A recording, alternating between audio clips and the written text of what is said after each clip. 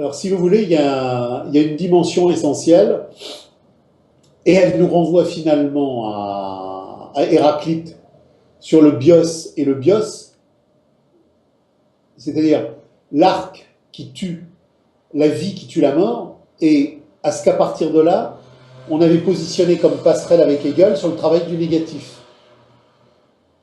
La temporalité orientale est dans l'incapacité majeure, compte tenu du développement des forces productives de l'aliénation spécifique qui la caractérise, de produire une négation du donné initial. L'acte radical de la philosophie présocratique est posé par l'accueillement du logos, qui est perçu comme négation radicale de ce temps nouveau qui vient et où la physis radicale va devenir une simple nature environnementale. Il y a une contradiction radicale explosive entre les présocratiques et les sagesses orientales, parce que la pensée radicale pose la contradiction radicale du polémos, du conflit qui doit être mené jusqu'à bout, et du conflit qui menait jusqu'à bout permettra à Hegel de renverser Kant par le retour au présocratique en posant le problème du révolutio. Le retour aux origines primordiales de la radicalité ancestrale. La sagesse orientale, qui est née dans les territoires du despotisme oriental, est une accoutumance, c'est une connivence.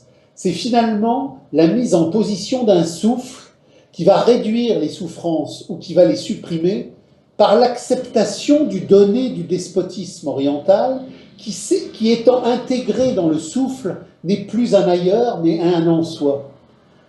Toutes les sagesses orientales sont anti-philosophiques puisqu'elles n'ont aucune radicalité de dévoilé subversif. Ce sont des ordres d'accompagnement, d'accoutumance, de résorption. On ne redéfinit jamais la donne. On ne nie jamais le donné initial. On trouve le parcours pour s'y fondre de la manière la plus harmonique possible. C'est donc des pensées de servilisme absolu. Il n'y a pas de philosophie orientale, il n'y a pas de philosophie orientale. Il n'y a pas de philosophie taoïste, il n'y a pas de philosophie bouddhiste, il n'y a pas de philosophie judaïque, il n'y a pas de philosophie islamique, il n'y a pas de philosophie pour autant qu'on quitte le champ de la temporalité ouverte radicale.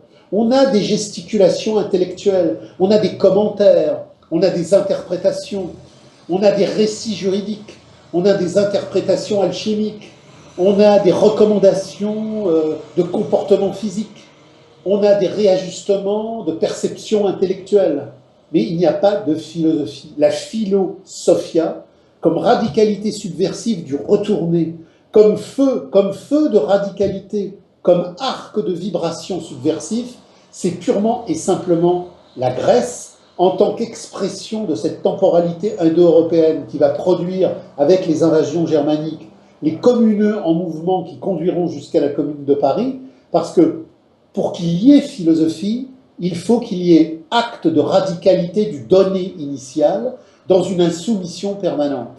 Toutes les sagesses orientales, toutes sans aucune exception, sont des codes de justification et de soumission à un donné initial.